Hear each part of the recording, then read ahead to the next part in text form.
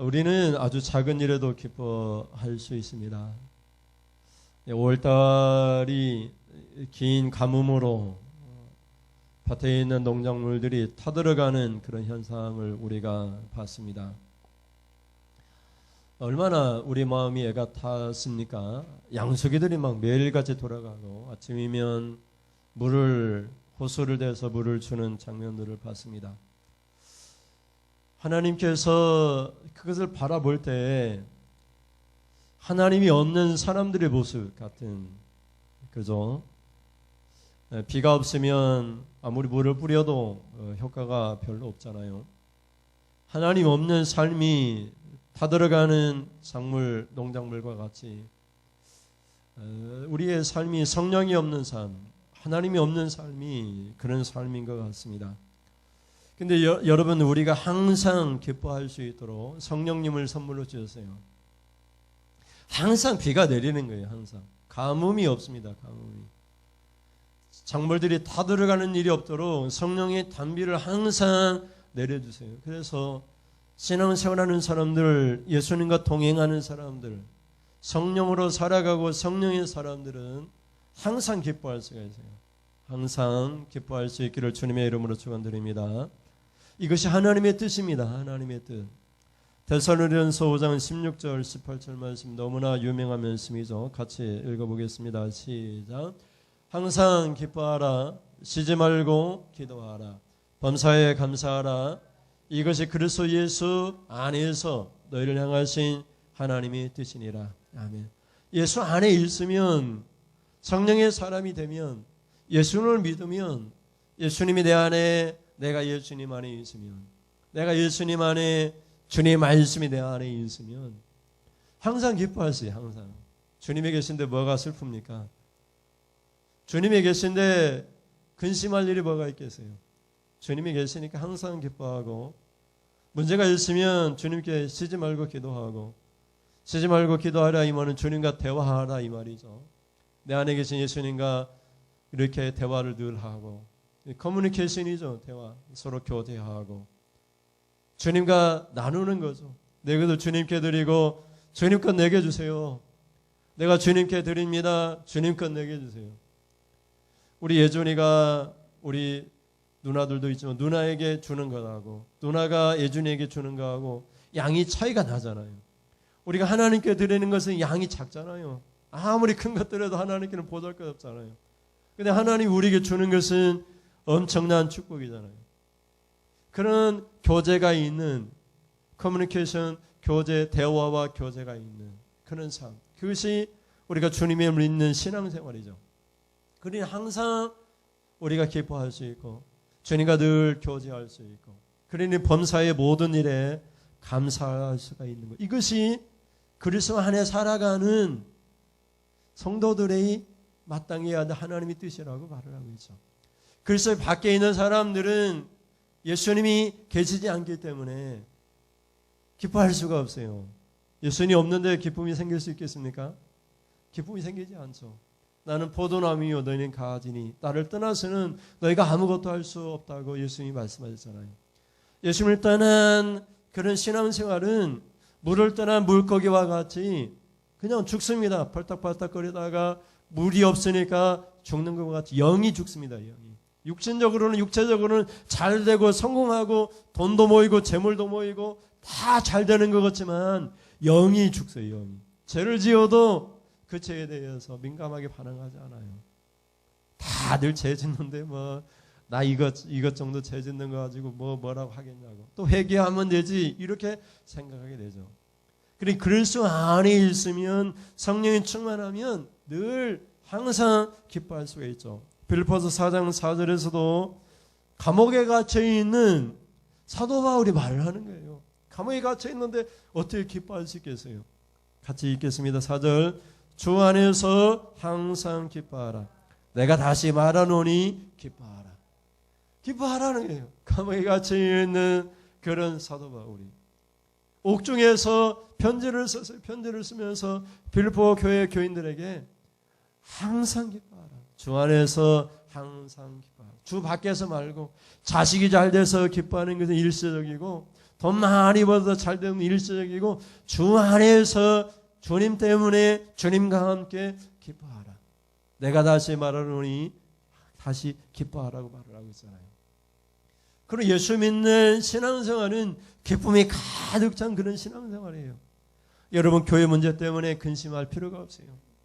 예수님이 계신데 기뻐할 수 있기를 바랍니다. 사회적 문제 때문에 그리고 국가적인 문제 때문에 전쟁의 위협 때문에 근심할 필요가 없어요. 내 안에 예수님 계시기 때문에 예수님을 바라보면서 항상 기뻐하라고 말씀하고 있는 것을 볼 수가 있습니다. 여러분 우리가 스트레스를 받으면 먹는 것을 해결할 때가 있어요. 단 것을 많이 먹잖아요. 배부르게 먹으면 포만감 때문에 스트레스가 해결돼요. 그래서 기쁨이 잠깐 찾아옵니다. 그런 기쁨도 있잖아요. 근데 예수님이 계시고 그 예수님 십자가에 죽으시고 그 예수님이 또 오셔서 우리와 함께 계셔서 우리의 보혜사가 되시고 우리를 돕는 자가 되시고 우리를 변호해 주시고 있어요. 우리 변호하고 있어요. 누가 정죄할지라도 너 죄인이라고 아무리 말할지라도 사단이 와서 너 죄지었지 이렇게 말할지라도 예수님이 변호하면서 그 죄값은 내가 십자가 이미 다 해결했다. 주님이 그렇게 변호하고 계시니까 항상 기뻐하는 그런 삶을 살 수가 있는 것이죠. 왜 예수님은 항상 기뻐하는 삶을 살라고 말씀하고 있을까요? 왜 예수님이 없는 삶은 기쁨인 것 같지만 기쁨이 없는 그런 어떻게 보면은 불신앙의 신앙생활일까요? 한번 같이 읽어보시겠습니다. 첫째 주제를 보시면 첫째 예수님을 다시 볼 때 기뻐할 수가 있습니다. 말씀드린 것처럼 우리가 하늘에서 비가 내려도 작물이 깨어나는 것을 보면 기뻐할 수가 있어요. 예수님이 오셔서 우리 영이 깨어나는 것을 보면 이게 얼마나 기쁜 일입니까? 죄 때문에 타들어가는 지옥에 떨어져가는 우리 영을 예수님이 오셔서 다시 성령을 통해서 소생시켜 주셔서 성령을 통해서 하나님 기쁜 것이라도 통달하시는 성령이 우리에게 하나님의 뜻을 일러주시잖아요. 이것이 하나님의 뜻이다. 하나님의 뜻대로 살아야 된다. 성령으로 살아야 된다. 제된 길로 육체의 길로 살지 말고 하나님 뜻대로 살라고 성령이 예수님의 말씀을 생각나게 하시고 예수님의 말씀을 다시 일러주시면서 때로는 근심하시고 때로는 슬퍼하시면서 우리가 기도할 수 없을 때에도 성령은 말할 수 없는 탄식하는 가운데 우리를 위하여 성령이 친히 기도하시는 그런 하나님이라고 말씀하고 있잖아요. 우리가 기도할 수 없을 때에도 성령 하나님께 우리를 위하여 탄식하면서 기도하세요. 신앙생활을 바로 할 수 있도록 그렇게 기도하고 있는 것을 볼 수 있죠. 요한복음 14장부터 16장까지는 보혜사 성령님에 대한 이야기예요. 14장 시작할 때 너희는 근심하지 말라 얘기해요. 예수님이 십자가에 죽으시니까 이제 제자들이 예수님이 죽고 사별의 그 위기 가운데 있으니까 제자들이 근심하게 되었어요. 예수님이 떠나가시고 이제 다시 함께 있지 않을 것 같으니 근심하게. 너희는 근심하지 말라. 하나님을 믿으니 나를 믿으라. 내가 겉을 예비하러 가노니 겉가 예비되면 내가 다시 너희에게로 오리라. 보혜사 성령에 대한 이야기가 14장부터 15장 16장까지 계속해서 이어지고 있어요.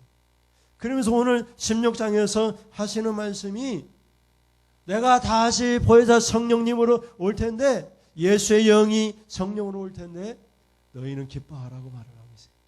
예수님을 다시 만날 때니까 기뻐하라고 그렇게 말씀하고 있어요. 지금은 근심할 수밖에 없어요. 예수님이 없으면 근심하게 되고 예수님 십자가에 죽으니까 근심할 수밖에 없지만 다시 예수님이 성령으로 오시니까 기뻐하라고 그렇게 말을 하고 있어요. 그러니까 신앙생활하면서 기쁨이라고 하는 것은 성령이 충만한 생활, 성령이 충만한 생활.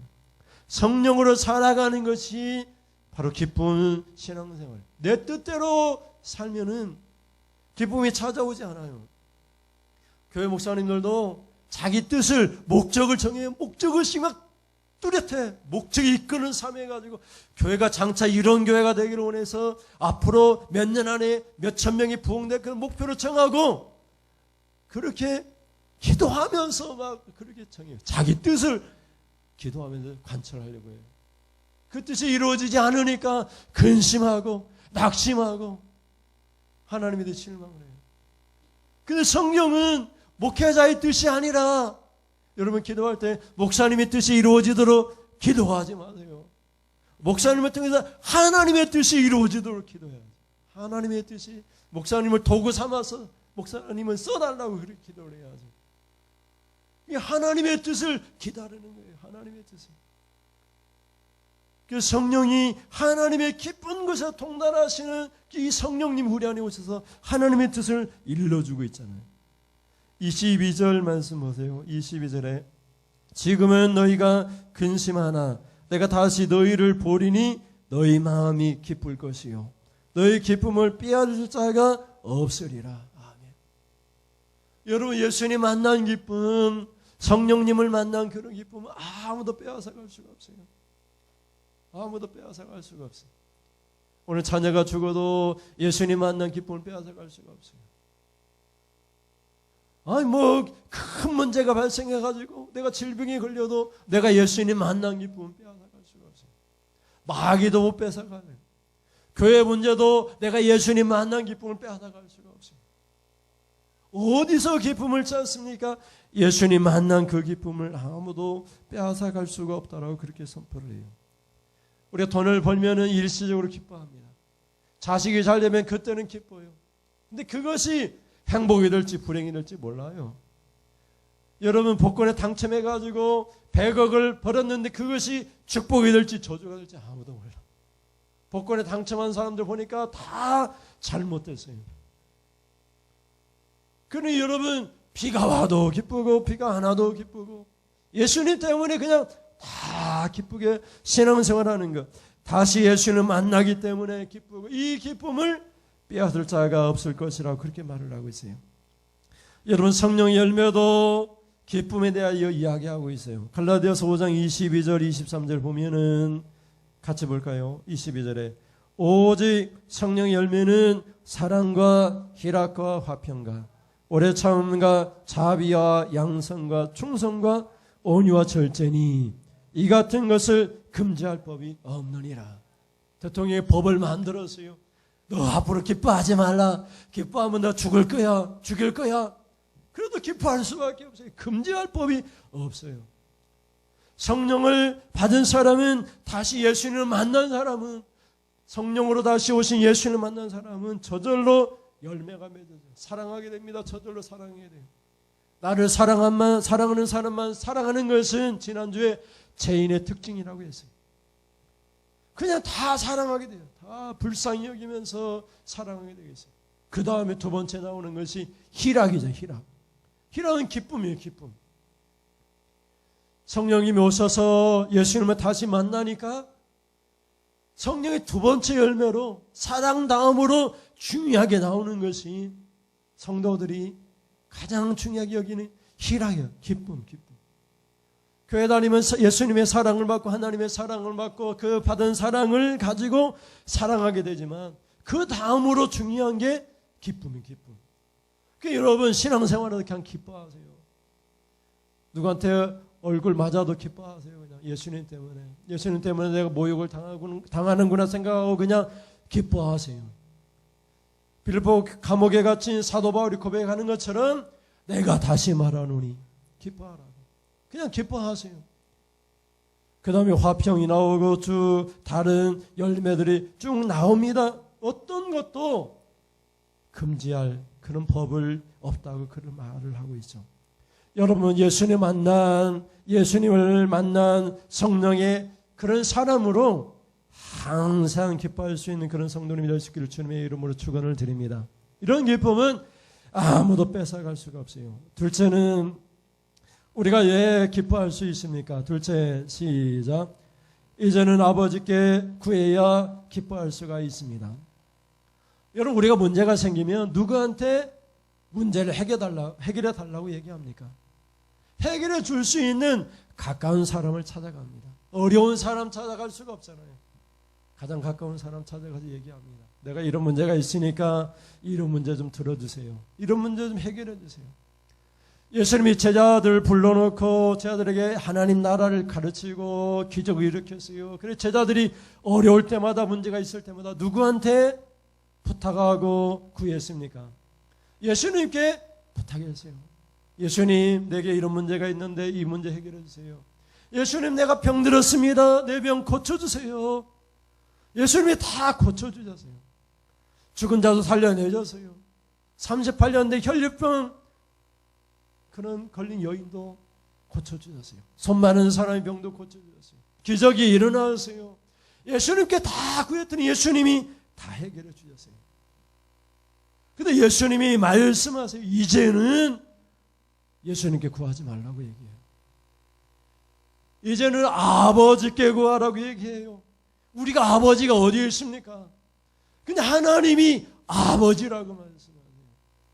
예수 그리스도께서 십자가에 달려 죽으셨기 때문에 하나님이 아버지니까 너희가 자녀이고 자녀이면 아버지께 구하라고 얘기하세요. 아버지께.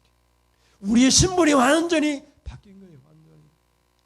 예수님께 구하는 것이 아니라 하나님 아버지께 구하라고 말을 하고 있어요. 23절 말씀 보세요. 23절에 그날에는 너희가 아무것도 내게 묻지 아니하리라. 내가 진실로 진실로 너희에게 이르노니 너희가 무엇이든지 아버지께 구하는 것을 내 이름으로 주시리라. 아멘. 여러분 23절 각주에 보시면은 각주에 내게 묻지 아니하리라 되어 있는데 각주 밑에 보면 또는 구하지 아니하리라 이렇게 되어 있어요.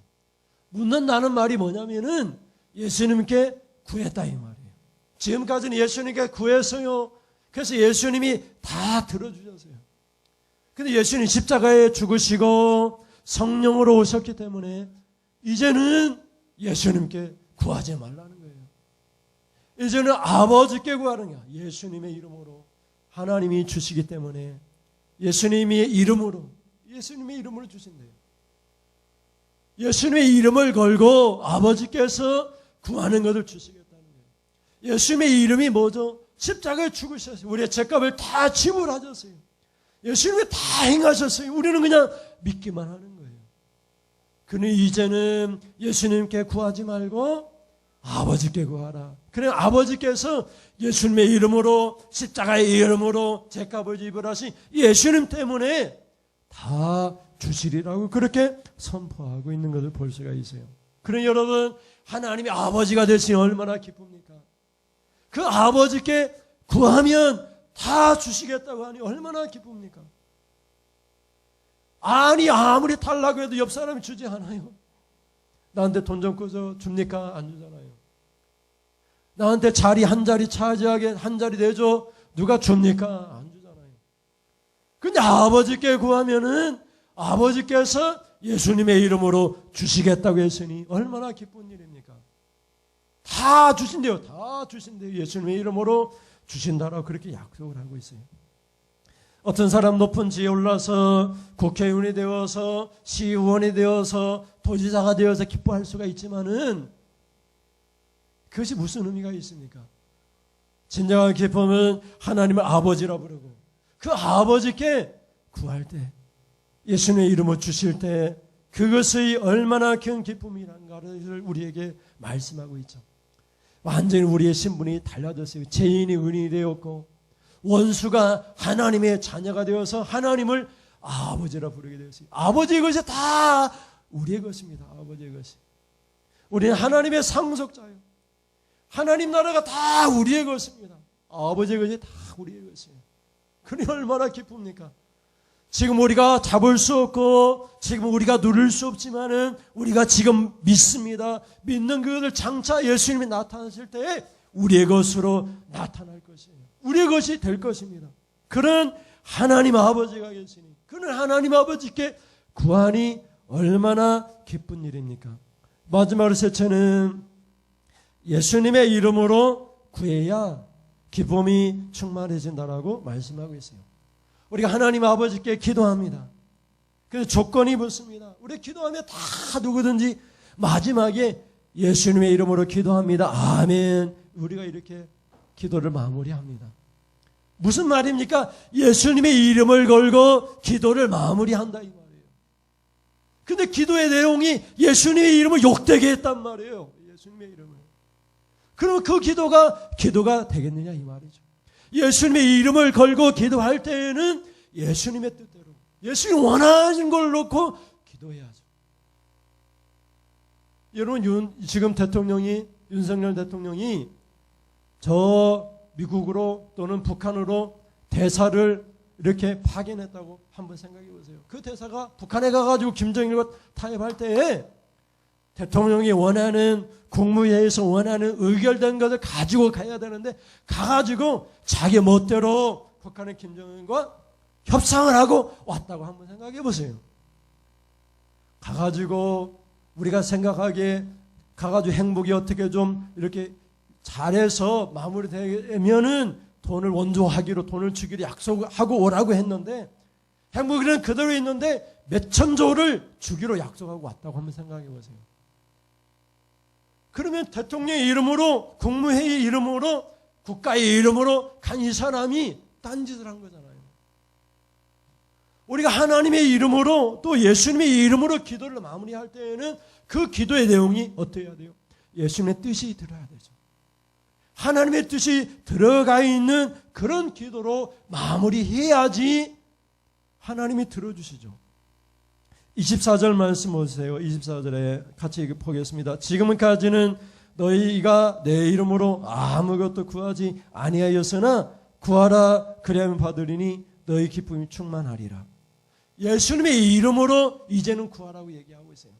예수님 십자가 죽으셨기 때문에 이제는 기도할 때 누구든지 간에 다 예수님의 이름으로 기도하는데 그 예수님의 이름으로 기도할 때에는 예수님의 뜻이 들어가 있어요. 예수님의 뜻을 가지고 기도하면 하나님께 다 들어주세요. 다 들어주세요. 그래서 우리가 다 받게 돼서 기쁨이 충만해져요.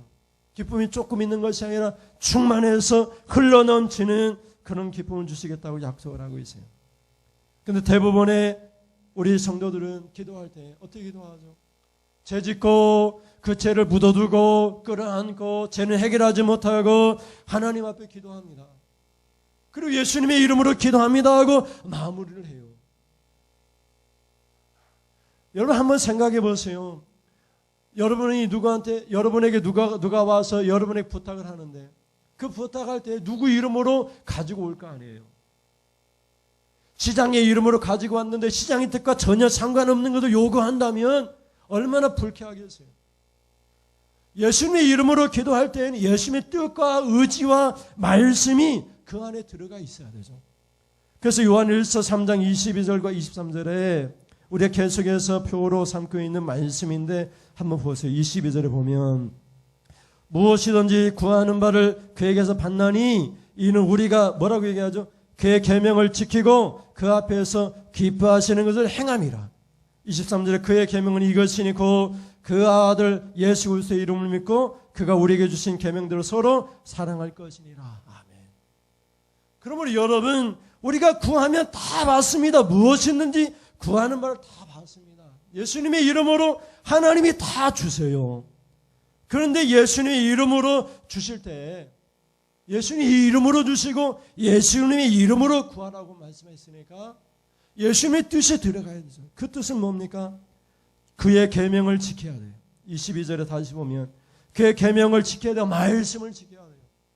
하나님 앞에서 하나님이 기뻐하시는 것을 행해야 돼요. 내가 기뻐하는 거 아니고 목사님이 기뻐하는 거 아니고 어떤 특별한 사람이 기뻐하는 건 아니고 오직 하나님 앞에서 하나님이 기뻐하시는 것을 행하고 그리고 그의 계명은 다른 것이 아니고 23절에 보면 예수의 이름이 들어요. 예수의 이름.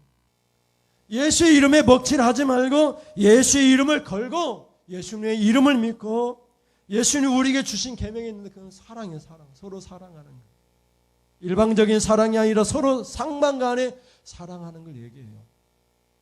나는 저 사람을 사랑하는데 저 사람은 나를 미워해. 그것이 아니라 서로 쌍방간에 서로 사랑하는 그게 성도의 삶이다. 그러면은 우리가 무엇이든지 22절로 다시 가면 무엇이든지 구하는 바를 하나님에게 다 받습니다. 그러니 기쁨이 충만해지죠. 오늘은 기쁨 충만한 신앙생활에 대해서 살펴봤는데 예수님이 말씀하세요. 너희가 지금 근심하나 다시 예수님 만날 텐데 기뻐할 수밖에 없고 그 기쁨을 빼앗을 만한 자가 아무도 없다고 얘기해요. 여러분, 예수님 만난 기쁨이 얼마나 큽니까? 그 기쁨을 누가 빼앗아 갈 수 있겠습니까? 예수님 만나면 다 기뻐할 수가 있어요. 그 예수님이 성령으로 오셨어요. 성령으로 사는 사람들은 다 기뻐합니다. 성령의 두 번째 열매가 기쁨이고 희락이에요. 그리고 이제는 우리가 예수님께 기도하지 않습니다. 예수님께 뭐 달라고 하지 않아요. 하나님께 구합니다. 왜? 하나님이 아버지가 되어주시니까. 십자가를 통해서 하나님 우리 아버지가 되셨어요. 자녀들은 아버지께 구합니다. 예수님의 이름으로 구하면 하나님께서, 아버지께서 예수님의 이름으로 우리에게 다 주신다라고 약속하고 있어요. 그러면 여러분, 예수님의 이름으로 구할 때, 예수님의 이름으로 구할 때 그 구하는 것이 무엇인가를 생각해 보세요. 예수님의 이름에 먹칠하는 그런 기도가 아니라 예수님의 이름에 합당한 계명을 지키고, 그리고 예수님이 기뻐하는, 하나님이 기뻐하는 것을 행하는 그런 기도. 그러면은 우리가 구하는 것을 다 받게 되므로 우리의 기쁨이 충만해지는 그런 역사가 나타난다고 말을 하고 있어요. 왜 기도 응답이 없습니까? 왜 하나님이 지금 응답하지 않는 것처럼 느껴집니까? 하나님의 계명이 아니라 내 계명, 내 법칙이 우선하는 그런 기도를 드리기 때문에 그래요. 하나님 뜻대로 구하시고 하나님 기뻐하시는 기도를 통해서 여러분이 구하는 것을 다 받아 누리는 그런 기쁜, 그런 충만한 역사가 있기를 주님의 이름으로 축원을 드립니다. 기도하겠습니다. 사랑의 하나님, 감사합니다.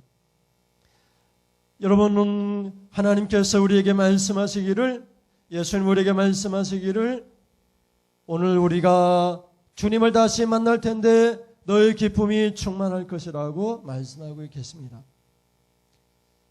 사도 바울은 감옥 안에서도 빌립보 교회에 보내는 편지에서 항상 기뻐하라, 내가 다시 말하노니 기뻐하라고 말을 하고 있습니다.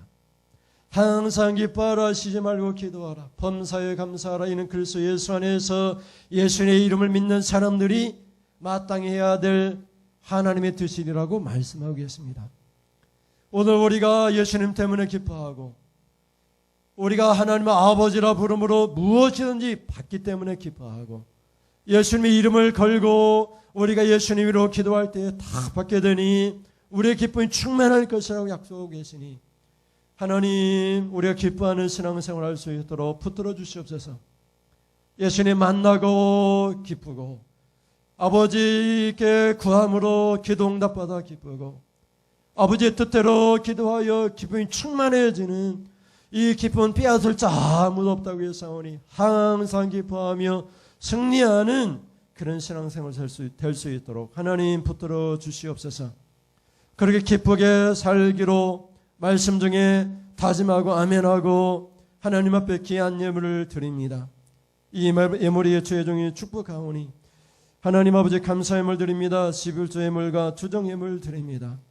아버지 하나님, 수고하여 땀 흘린 것 중에서 하나님, 하나님의 것인 줄 알고 하나님의 성물인 것을 건드리지 않고 하나님의 것을 그대로 가져왔습니다. 하나님 받으시고 받은 것보다 하나님 더 크게 축복 주셔서 손이 닿는 것마다 복이 되게 하시고 자녀들까지도 잘 되는 역사가 일어나게 하여 주시옵소서. 세상 사람들이 말하기를 저 사람은 여호와 하나님께 복받은 사람이라고 주여 하나님 아버지 말해주는 그런 역사가 나타나도록 주여 오늘 예배드리고 귀한 예물 드리는 사랑하는 성도들 그 한 사람 한 사람들마다 자녀 대대손손까지 복 있는 자손들, 복 있는 사람 되도록 하나님 축복하여 주시옵소서. 믿사오니 예수님의 이름으로 기도드립니다. 아멘. 하나님 아버지, 지금은 말씀을 듣고 주 안에서 기뻐하라 말씀하신 하나님 이 놀라우신 말씀을 따라 다시 예수님 만난 기쁨으로 하나님 아버지께 부르짖는, 그래서 다 받게 되는 그런 기쁨으로 아버지의 뜻대로 예수님의 뜻대로 계명을 지키고 하나님 앞에서 기뻐하는 일을 행함으로 구하는 것을 다 받아 누리는 그 기쁨으로 살기로 결단하고 돌아가는 사랑하는 성도님들 머리머리에 우리 주 예수 그리스도의 은혜와 하나님 아버지의 사랑하심과 성령의 교통하심이 지금부터 영원 무궁토록 함께 있을지어다. 아멘. 하나님 감사합니다. 항상 기뻐하며 살아갈 수 있도록 예수님과 동행하는 삶, 성령은 충만한 삶을 살게 하여 주옵소서.